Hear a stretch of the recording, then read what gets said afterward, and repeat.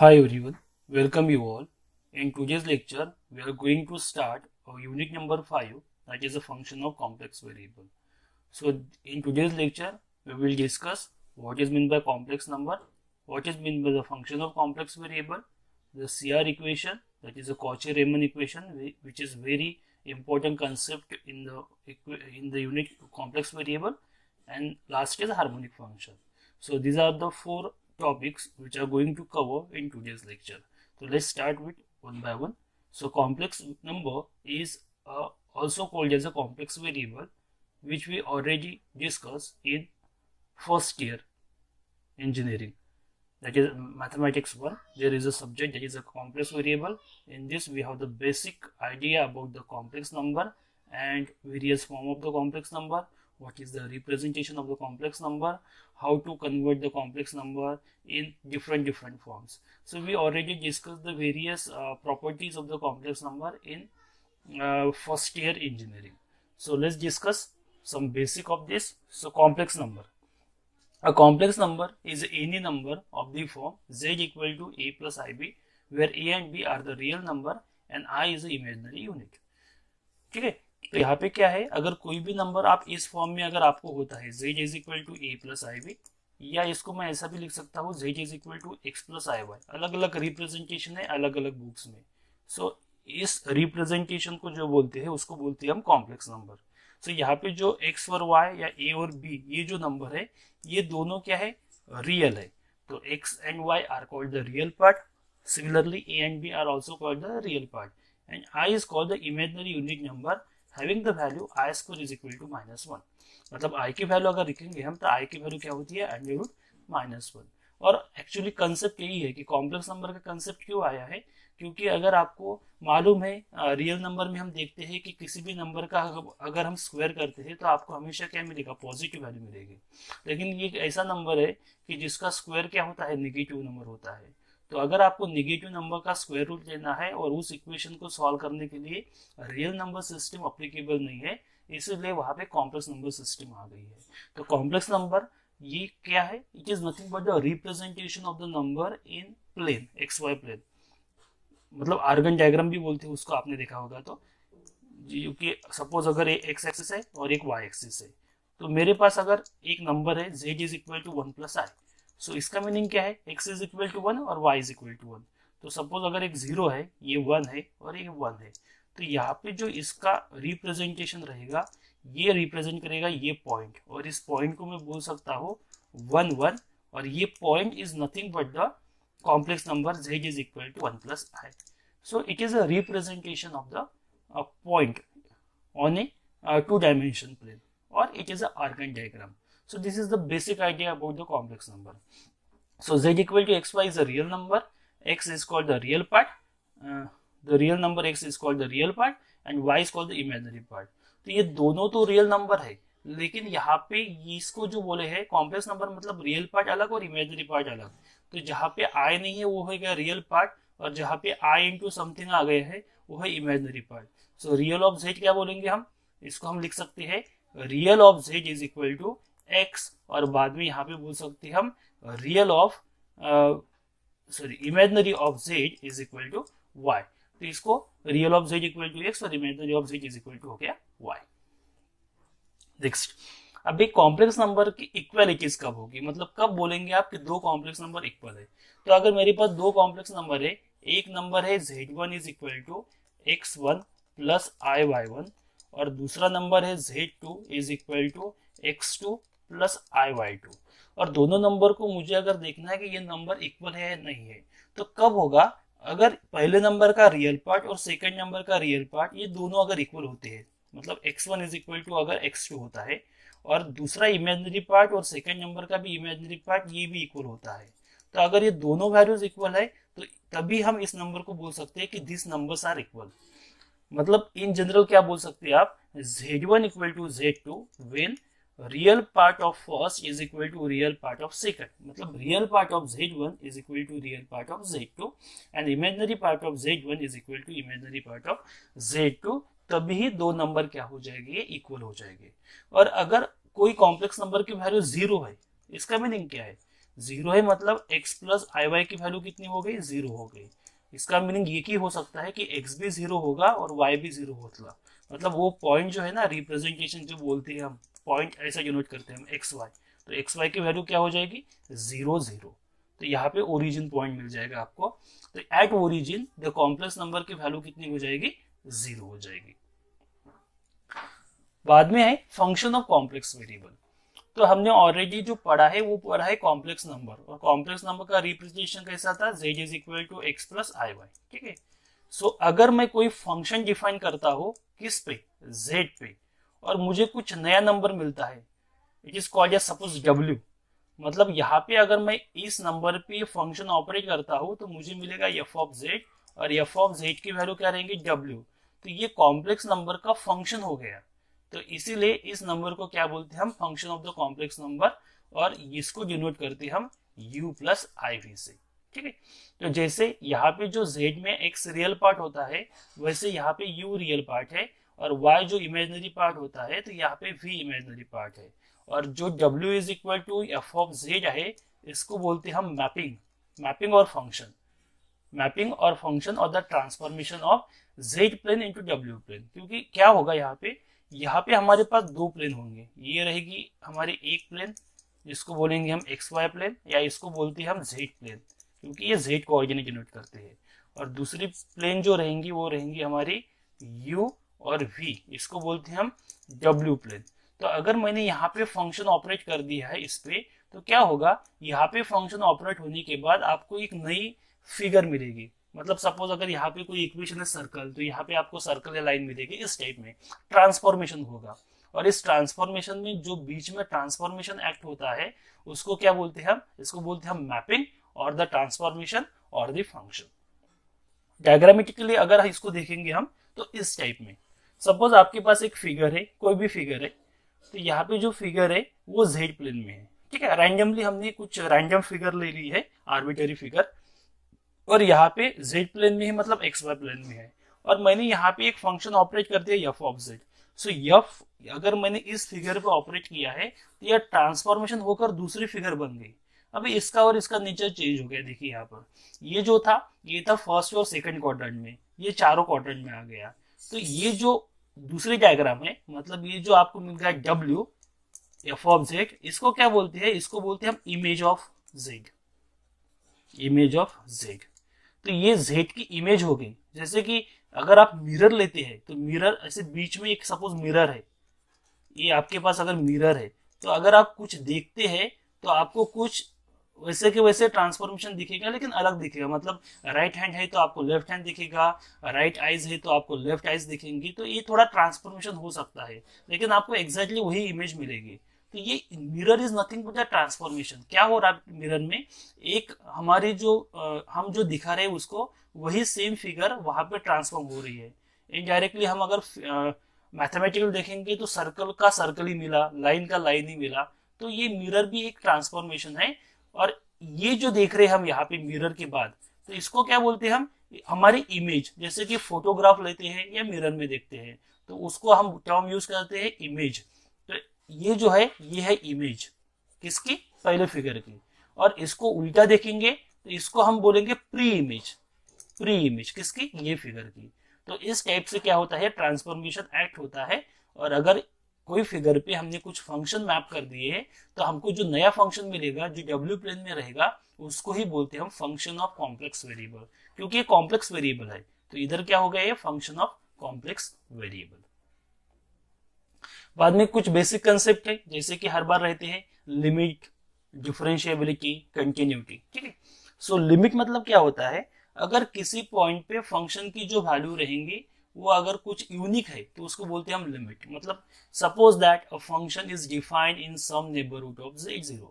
मतलब एक कोई पॉइंट है z0, ठीक है, एक पॉइंट है कोई z0, इसका नेबरहुड मतलब यहाँ पे कुछ मैंने एक सर्कल डाल दिया, तो ये जो इसके रेंज में जो पॉइंट रहेंगे ना, जैसे कि ये z0 हो गया, यहाँ पे एक मैंने सर्कल डाल दिया इसका नेबरहुड, तो इसके रेंज में जो पॉइंट रहेंगे ये इस पॉइंट के क्या रहेंगे, नेबरहुड रहेंगे।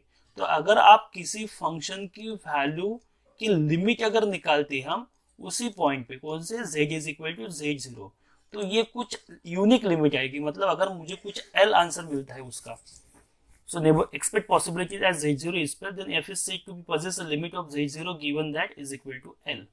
ठीक है, तो ये यूनिक अगर कुछ वैल्यूज मिलती है मुझे, अगर मैं उस पॉइंट पे ये क्या है, ए इक्वल नहीं है, ये अप्रोक्सीमेट इक्वल है, मतलब z टेंस टू अगर 1 आता है, इसका मीनिंग क्या है, z इक्वल टू 1 नहीं होगा, इसका मीनिंग होगा z इक्वल टू 0.99999, मतलब अप्रोक्सीमेट इक्वल टू 1, और z इज इक्वल टू मैं ऐसा भी बोल सकते हैं 1.00000000001, मतलब अप्रोक्सीमेट इक्वल टू 1। तो लिमिट मतलब it is approximate equal to. तो लिमिट क्या है कि अगर कोई फंक्शन डिफाइन है जो कि z0 पे नहीं है, z0 का मैंने कुछ नेबरहुड लिया है, नेबरहुड मतलब z0 के आजू बाजू में जो पॉइंट है उस पे वो फंक्शन की वैल्यू डिफाइन है, और उस फंक्शन की वैल्यू अगर निकालते हैं हम एट अ पॉइंट h0, और अगर वो यूनिक है, कुछ वैल्यूज मिलती है आपको कांस्टेंट वैल्यू, तो हम बोलेंगे उस फंक्शन की क्या है, वो लिमिट है। और दूसरी डेफिनेशन जो एप्सिलॉन डेल्टा की डेफिनेशन है उसके हिसाब से, for each epsilon greater than 0 there exist a delta greater than 0 such that f of x is equal to such that f of z minus l is less than epsilon is equal to whenever 0 is less than z minus z0 is less delta, that is called the epsilon delta definition। okay, हाँ, अभी some product और quotient क्या होगा, तो अगर हमारे पास दो function है, तो मेरे पास एक फंक्शन है f of z, मेरे पास एक फंक्शन है f of z, और उसकी लिमिट अगर आती है l, किस पॉइंट पे, वही point, limit z equal to z0, और मेरे पास दूसरा फंक्शन है g ऑफ z, और उसकी लिमिट निकालता हूं मैं उसी पॉइंट पे z0, वो आती है सपोज ये l1 है तो ये l2 है, तो फिर सम क्या होगा, तो अगर मैं दोनों फंक्शन का एडिशन करता हूँ f of z plus g of z और उसकी लिमिट लेता हूँ, तो इन दोनों की एडिशन उतना ही आंसर होगा, मतलब एडिशन ऑफ द फंक्शन और उसकी लिमिट लेंगे तो वो आंसर उतना ही होगा जितनी लिमिट की एडिशन रहेंगी। वैसे मल्टीप्लिकेशन अगर करेंगे हम, तो मल्टीप्लिकेशन उतना ही रहेगा जिसका उनका क्या रहेगा, ये मल्टीप्लिकेशन रहेगा, और डिवीजन भी वही रहेगा L1 अपॉन L2, लेकिन डिवीजन में एक कंसेप्ट हमेशा याद रखते हैं कि डिनोमिनेटर जीरो नहीं आना चाहिए, क्योंकि डिनोमिनेटर अगर जीरो आ गया तो क्या होगा, ये वैल्यू इनफाइनाइट होगी, 1 अपॉन 0 इज इनफाइनाइट, मतलब नॉट एग्जिस्ट। तो ये हो गया limit, sum, product and quotient. ठीक है, कंटिन्यूअस, कंटिन्यूअस की डेफिनेशन आपने 12 में पढ़ी होगी, मतलब कोई अगर फंक्शन है लिमिट ऑफ कोई फंक्शन है f ऑफ z, ठीक है, सो इसकी लिमिट कहां पर, एक कोई पॉइंट है z0, और बाद में उस पॉइंट पे उसकी वैल्यूज अगर ये दोनों इक्वल है तो इसको क्या बोलते हैं हम, द फंक्शन इज कंटिन्यूअस। इसको और दूसरे बार में भी हमने ऐसा देखा था कि राइट हैंड लिमिट बाद में लेफ्ट हैंड लिमिट और फंक्शन की value at a point z0 अगर तीनों इक्वल है तो उस फंक्शन को क्या बोलते हैं हम, कंटिन्यूअस।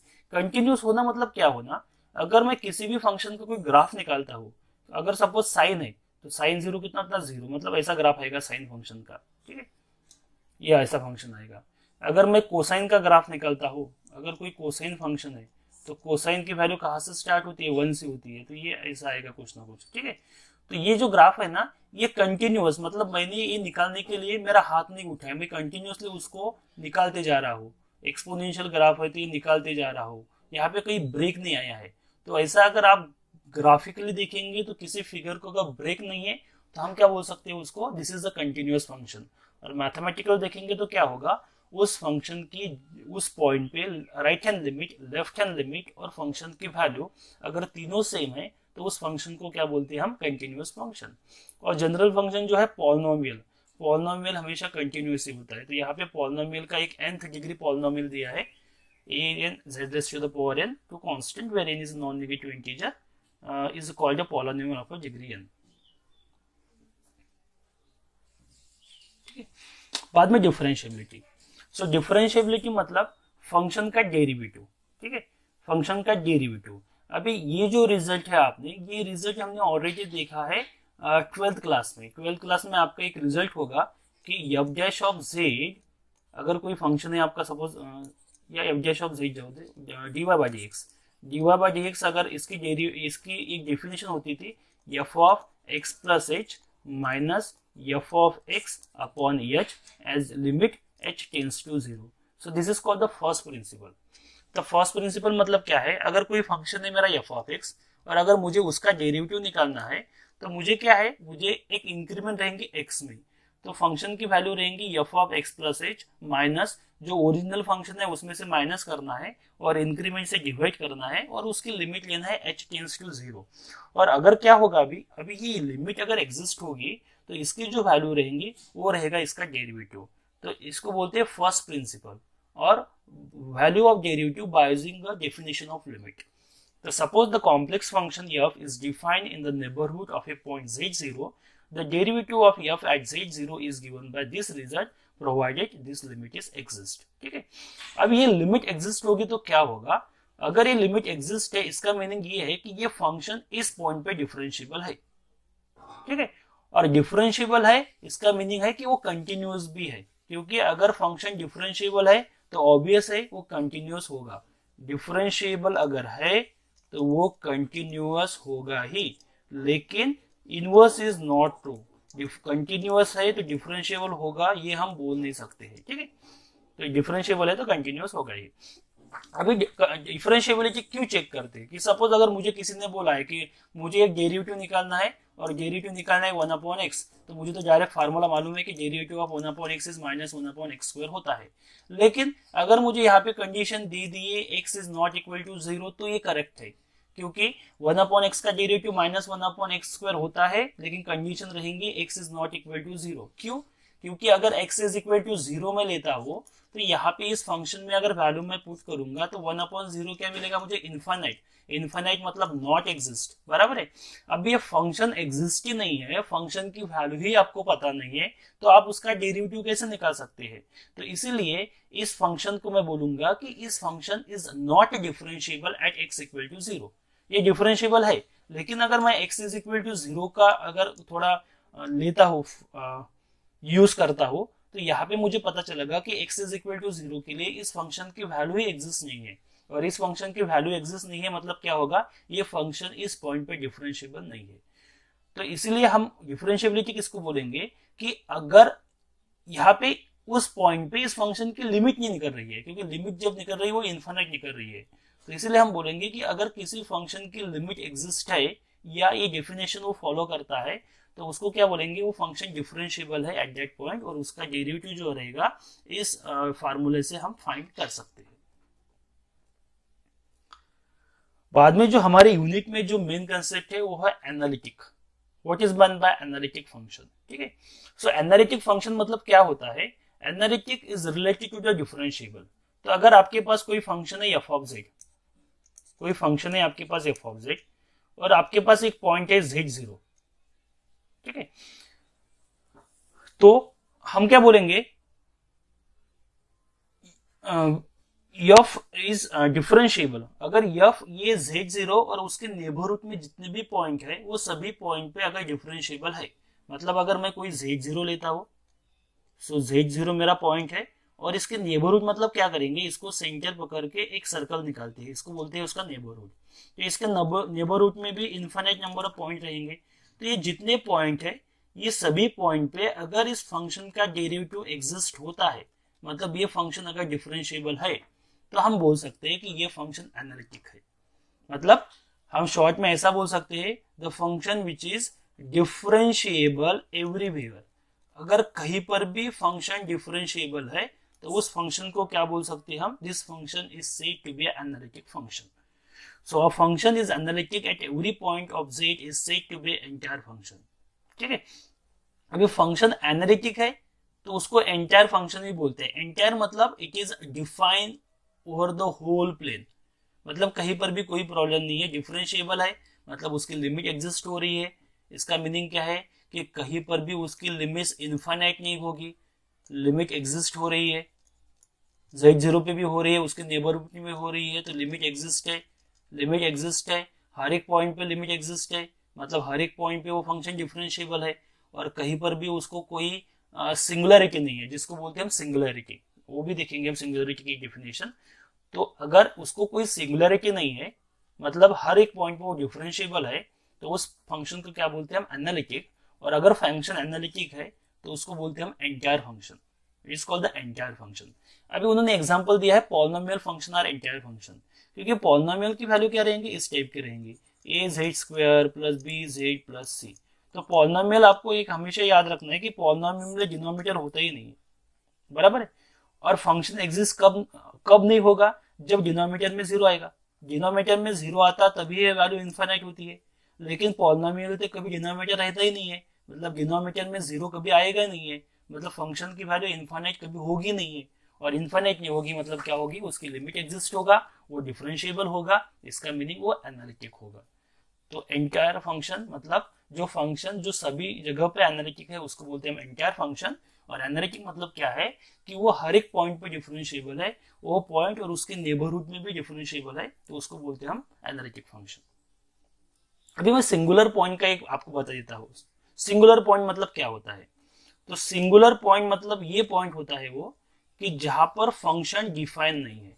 सिंगुलर पॉइंट मतलब function is not defined, function is not defined, the point eight which the function is not defined. तो सपोज अगर मैं एग्जांपल लेता हूं, तो मेरे पास अगर एक फंक्शन है F of Z equal to 1/z, ठीक है। तो F of Z equal to 1/z, तो जेड इक्वल टू अगर मैं कुछ भी पुट करूंगा तो मेरा आंसर आएगा, लेकिन अगर मैं जेड इक्वल टू 0 पुट करता हो तो मुझे आंसर मिलेगा इन्फिनिट, क्योंकि 1/0 क्या मिलेगा, इन्फिनिट। बाद में 1 रखो, 2 रखो, 3 रखो, इन्फिनिटी रखेंगे तो भी 1/∞ आपको 0 ही मिल जाएगा। मतलब हर एक पॉइंट पे इसकी वैल्यू एग्जिस्ट है, लेकिन 0 को छोड़कर। तो जिस पॉइंट पे फंक्शन की वैल्यू एग्जिस्ट नहीं है तो उस पॉइंट को क्या बोलते हैं हम, सिंगुलर पॉइंट। मतलब यहाँ पे z इक्वल टू 0 जो हो गया, ये हो गया हमारा सिंगुलर पॉइंट, इसको बोलते हैं सिंगुलर पॉइंट। दूसरा एग्जाम्पल अगर मैं यहाँ पे लेता हूँ एक, तो सपोज मेरे पास अगर फंक्शन है 1/z equal to 1/z-1 into z-2, तो आपको सिर्फ वही पॉइंट चेक करना है जहां पर डिनोमिनेटर 0 होता, क्योंकि डिनोमिनेटर 0 होगा मतलब वैल्यू क्या रहेगी, इन्फिनिट रहेगी। तो यहाँ पे दो पॉइंट है, z इज इक्वल टू 1 के लिए डिनोमिनेटर 0 होगा, और z इज इक्वल टू 2 के लिए भी डिनोमिनेटर 0 होगा। तो इसीलिए इस दो पॉइंट को क्या बोलते हैं, इस दो पॉइंट को बोलते हैं सिंगुलर पॉइंट। तो ये हो गया सिंगुलर पॉइंट का कंसेप्ट। बाद में सबसे इंपॉर्टेंट कंसेप्ट इस यूनिट का जिसका यूज करके आपको प्रॉब्लम सॉल्व करना है, that is called the Cauchy Riemann equation, और simply it is denoted by CR equation. You can write as CR equation. तो CR इक्वेशन क्या है, तो आपको एक फंक्शन गिवन रहेगा f ऑफ z, और f ऑफ z की वैल्यू मैंने बोला है आपको, f ऑफ z मतलब क्या होता है, इसको हम w बोलते हैं, और इसकी वैल्यू क्या रहती है, u प्लस आई वी। तो u किस क्या हो गया यहाँ पे, रियल पार्ट, और v क्या हो गया, इमेजिनरी पार्ट। तो अगर आपके पास कोई फंक्शन है और जो डिफरेंशिएबल है एट अ पॉइंट, जो पॉइंट दिया आपको उस पॉइंट पे क्या है, डिफरेंशिएबल है। डिफरेंशिएबल है मतलब क्या होगा, इसके डेरिवेटिव निकलेंगे, मतलब u के डेरिवेटिव निकलेंगे और v के भी डेरिवेटिव निकलेंगे, means at z the first order partial derivatives exist. और अगर ये इक्वेशन सेटिस्फाई होते हैं, मतलब अगर चार डेरिवेटिव निकलेंगे, देखो ये दो वेरिएबल का फंक्शन है, तो मुझे यहाँ पे क्या मिलेगा, एक मैं निकालूंगा यहाँ पर du/dx, और एक मिलेगा मुझे du/y। दो वेरिएबल है, number of independent variable more than 1 है, तो पार्शियल डेरिवेटिव हो गए। यहाँ पे थोड़ा इसको हम क्या देते हैं, थोड़ा पिक्चर में ध्यान में आएगा। तो यहाँ पे जो है, सपोज अगर मेरे पास u है तो उसका डेरिवेटिव क्या निकलूंगा मैं, एक du/x, डिफरेंशिएशन करूंगा मैं x से, तो और दूसरा डेरिवेटिव क्या आएगा, du/y। फिर v के दो डेरिवेटिव निकलूंगा मैं, एक मिलेगा मुझे ∂v/∂x और दूसरा मिलेगा ∂v/∂y। ठीक है, ये चार वैल्यूज आपको मिल जाएंगे। ये मिलने के बाद अगर आपको ऐसा ऑब्जर्व होता है कि ∂u/∂x की वैल्यू और ∂v/∂y की वैल्यू दोनों सेम है, मतलब ये क्रॉस, ये दोनों इक्वल है, और बाद में बचे हुए जो है ∂u/∂y इज इक्वल टू है माइनस ∂v/∂x, मतलब दोनों इक्वल है लेकिन साइन चेंज है, अल्टरनेट साइन है। तो ये दो इक्वेशन सेटिस्फाई होते हैं, मतलब इसको बोलते हैं कि ये CR इक्वेशन होते हैं। मतलब ये जो फंक्शन है वो क्या करेगा, CR इक्वेशन सेटिस्फाई करेगा। और CR इक्वेशन की कंडीशन इसलिए इंपॉर्टेंट है कि अगर फंक्शन को आपको एनालिटिक है ये चेक करना है, किसी भी फंक्शन को अगर एनालिटिक है या नहीं है ये हमको दिखाना है, तो हमको चेक करना है कि उसके CR इक्वेशन एग्जिस्ट होते हैं क्या। तो ये CR इक्वेशन अगर सेटिस्फाई होते हैं तो हम ये बोल सकते हैं कि जो गिवन फंक्शन है वो क्या है, उस पॉइंट पे एनालिटिक है। एग्जाम्पल देख लेंगे।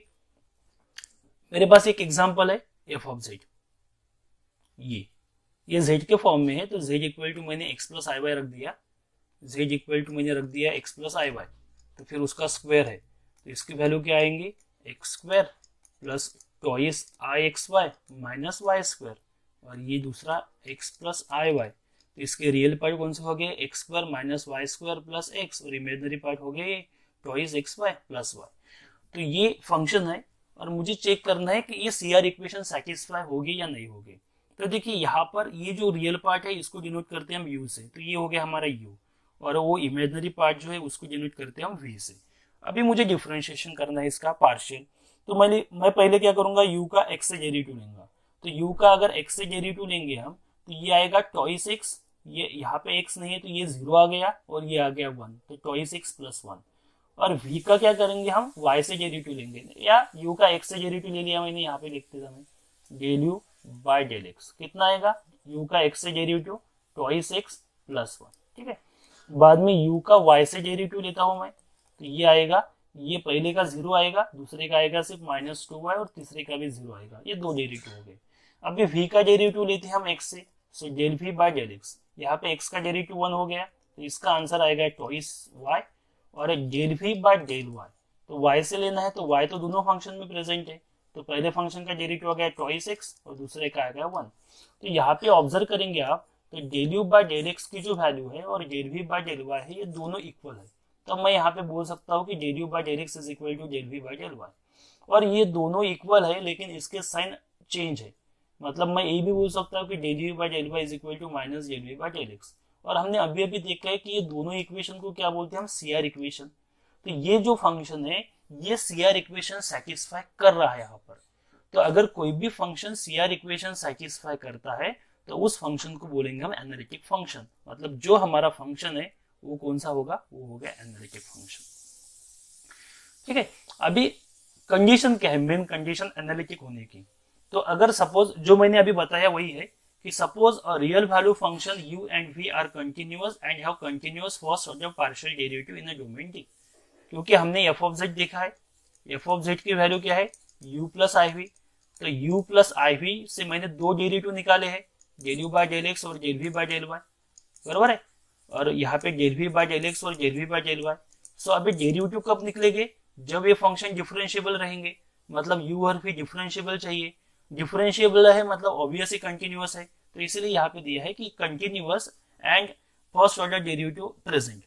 और ये अगर CR इक्वेशन सेटिस्फाई करते हैं, जो ये दो इक्वेशन है del u by del X is equal to del u by del y और ये equal to minus del v by del X, अगर दो इक्वेशन सेटिस्फाई करते हैं तो उस फंक्शन को क्या बोलेंगे हम, कि वो फंक्शन उस रीजन में एनालिटिक है।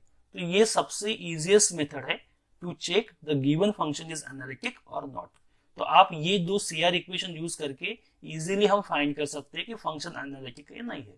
तो ये तो कार्टेशियन की हो गया, वैसे ही पोलर के लिए भी CR इक्वेशन है, तो जब हम प्रॉब्लम देखेंगे तब वो भी डिस्कस करेंगे कि प्रॉब्लम अगर पोलर में है तो उसको कैसे सॉल्व करना है। और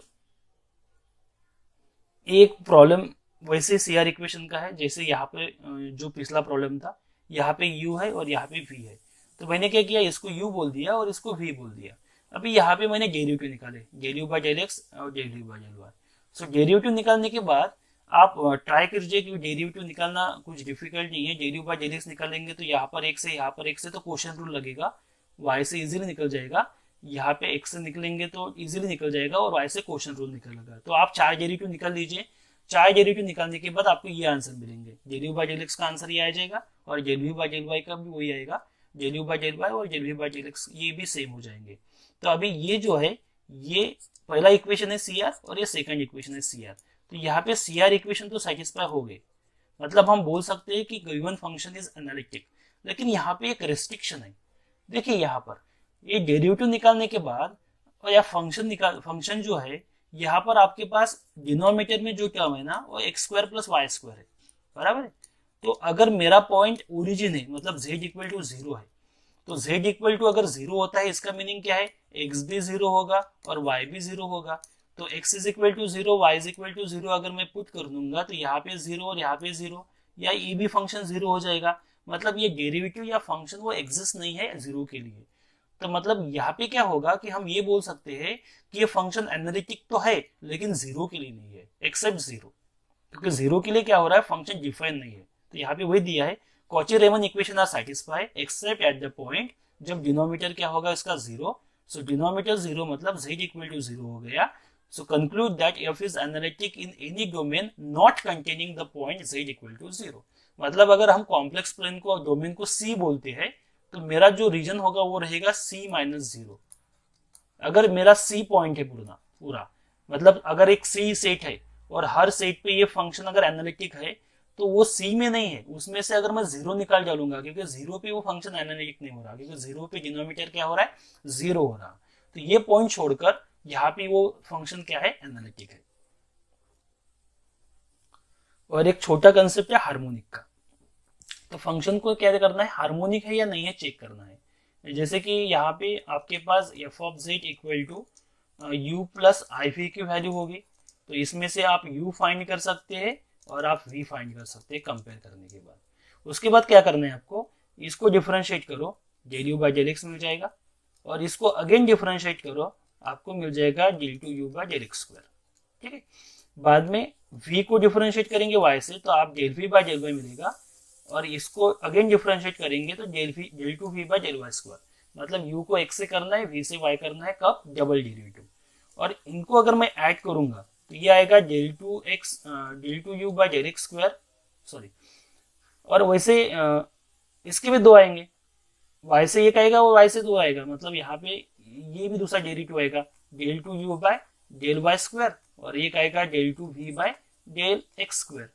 तो v अगर u फंक्शन लेता हूं मैं, तो u फंक्शन के लिए अगर ये इक्वेशन सेटिस्फाई होता है, मतलब double derivative with respect to x plus double derivative with respect to y उस फंक्शन का, और इसका आंसर अगर मुझे 0 मिलता है, या दूसरा ये भी हो सकता है, so del two we by del x square plus del two we by del Y square equal to 0।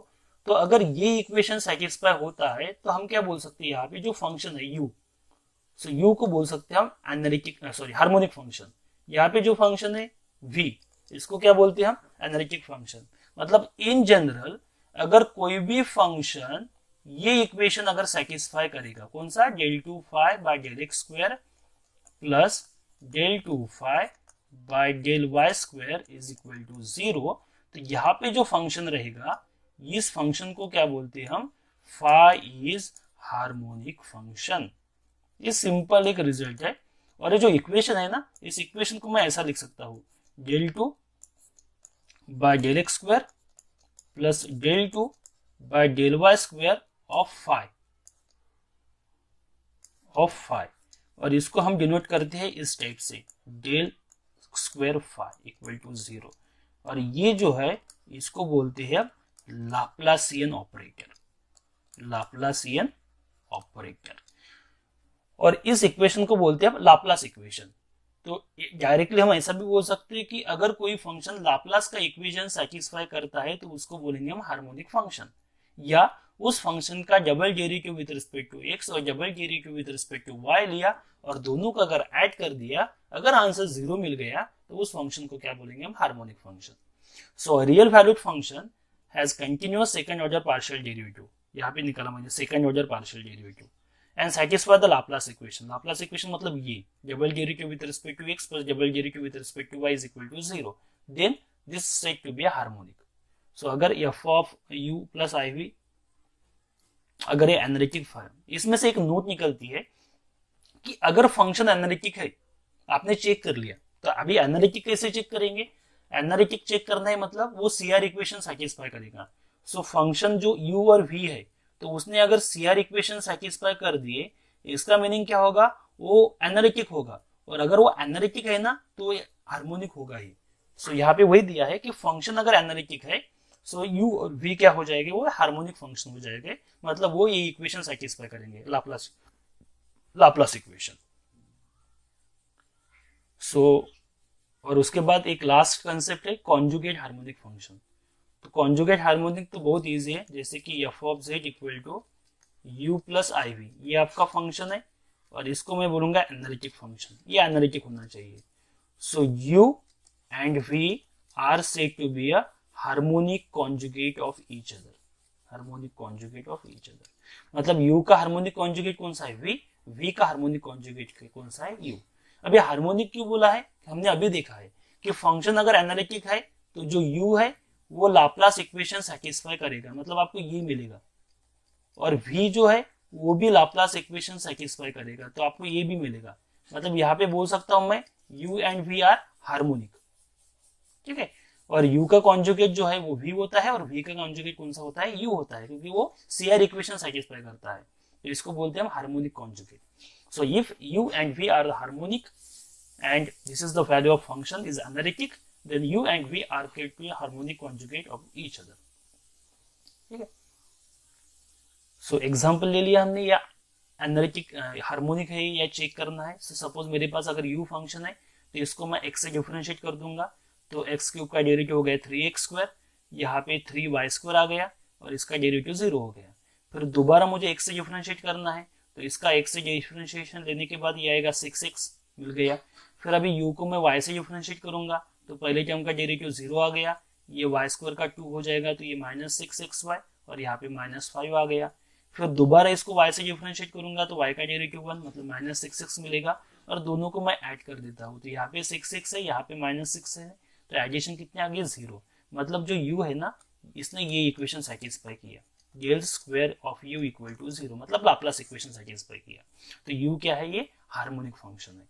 तो वैसे हम चेक कर सकते हैं, 2 मार्क के लिए पूछते हैं कि show that it is a harmonic function, वो प्रॉब्लम में पूछेंगे। 7 मार्क का जब प्रॉब्लम रहेगा उसमें से 5 मार्क का कोई अलग रहेगा, u और v निकालो, और 2 मार्क के लिए हार्मोनिक बोलेंगे। तो ये हो गया हार्मोनिक फंक्शन। सो यहाँ पे हमने जो बेसिक कंसेप्ट लिए है, जो पुराने जो हमने ऑलरेडी देखे थे वो, और जो नए। सो इस यूनिट में जो सबसे इंपॉर्टेंट कंसेप्ट है हमें जो याद रखना है, वो रखना है एनालिटिक फंक्शन, एनालिटिक फंक्शन, बाद में CR इक्वेशन, क्योंकि इसका यूज गिरेगा हमको प्रॉब्लम सॉल्व करने के लिए, और हार्मोनिक फंक्शन। ये तीनों कंसेप्ट आपको याद रखने हैं। और फंक्शन कौन सा है, फंक्शन का टाइप f ऑफ z, जिसको बोलते हैं हम w, और उसकी वैल्यू क्या रहती है u प्लस iv। अभी यहाँ पे क्या होगा, आपको प्रॉब्लम कैसे रहेंगे, पहले तो आएगा आपको कि कोई प्रॉब्लम में u गिवन रहेगा, u गिवन, ठीक है, और फंक्शन क्या है, एनालिटिक है। फिर आप v को फाइंड करो, या आपको v गिवन रहेगा, v गिवन, और फंक्शन क्या रहेगा, एनालिटिक, तो आपको u फाइंड करना है। और एनालिटिक है मतलब इसका मीनिंग क्या है, ये एक दूसरे का कॉन्जुगेट है, हार्मोनिक कॉन्जुगेट, तो वो हम कंसेप्ट वहां पे यूज करेंगे। और CR इक्वेशन का यूज होगा, क्योंकि एनालिटिक है मतलब वो क्या होगा, CR इक्वेशन सेटिस्फाई करेगा। और पहले ये भी बोल सकते हैं कि शो दैट u अगर गिवन है तो u इज हार्मोनिक, तो ये भी लाप्लास इक्वेशन। तो ये तीनों कंसेप्ट आपको याद रखने हैं। तो हमारे जो प्रॉब्लम रहेंगे पहले सेट के वही रहेंगे कि आपको जो एनालिटिक फंक्शन है f ऑफ z, इसकी वैल्यू निकालना है। और f ऑफ z की वैल्यू क्या रहती है, u प्लस iv। तो आपके पास ये पहले प्रॉब्लम में क्या रहेगा, u गिवन रहेगा, तो आपको v फाइंड करना है। फिर यहाँ पे दोनों मिल गए हमको, तो हम इसमें पुट करेंगे, तो आपको f ऑफ z मिल जाएगा। या दूसरे टाइप में आपको मिलेगा, v गिवन रहेगा प्रॉब्लम में, और आपको u फाइंड करना है, अगेन दोनों मिल गए, इसमें पुट करेंगे तो आपको फंक्शन मिल जाएगा।